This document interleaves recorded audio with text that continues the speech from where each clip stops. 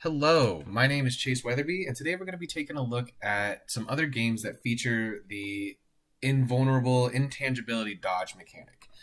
First, we're going to start off with Apex Legends, and we're going to look at Wraith's tactical ability. Here you can see that once the action button is pushed, Wraith kind of phases out of reality and negates all damage that's being taken.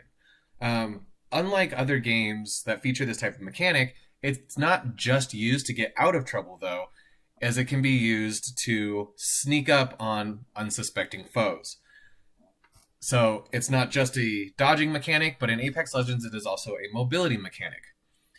From the other side, if you're playing against somebody who is Wraith, you'll be able to see here that her entire character mesh disappears. And it's not until after she phases back into the game that her hitbox is re-enabled. As you can see there's about a half a second delay from when she pops back up to when she takes damage. This ability also allows you to continue to interact with things in the environment, such as that zipline. If you see here,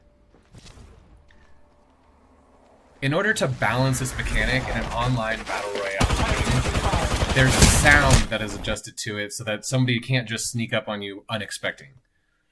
Next, we're going to take a look at Elden Ring. And unlike a lot of games with this mechanic, you can only use this mechanic if you are using a specific weapon and you are dual wielding that weapon, unless the weapon in your other hand doesn't have an upgrade or an Ash of War connected to it. So this weapon is called the Hook Claws. And as you can see here, the special ability allows the character to dash and disappear, but it doesn't allow them to phase through any type of environment or NPC, other character, or enemy. If their collision is still enabled and they can't just phase right through it. But you can see here that there is a very, very little delay between when this ability can be activated. Something interesting here, though, to note is that while this ability negates all physical damage being taken, it does not slow the rate of any status effects that are collected by the character.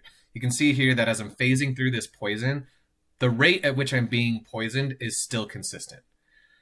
Now, you'll see here that the hitbox is re-enabled on the character before the animation is actually finished.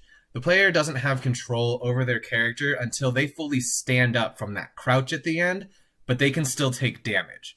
So, if you're playing against another person and they have the timing down, it's very hard to actually sneak past them, whereas enemies are a little bit slower and you can kind of maneuver around them a little bit easier.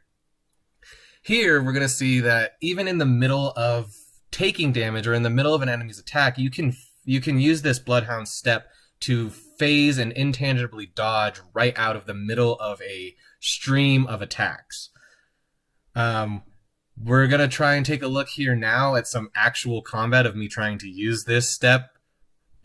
Poorly, I might add. But you can see, if you watch the combat, you can see that even during the string of attacks, I'm able to dodge out of it. And then I'm also, because there's no delay, I'm able to dodge around the enemy here and set myself up for kind of a reset of health or setting up the next attack.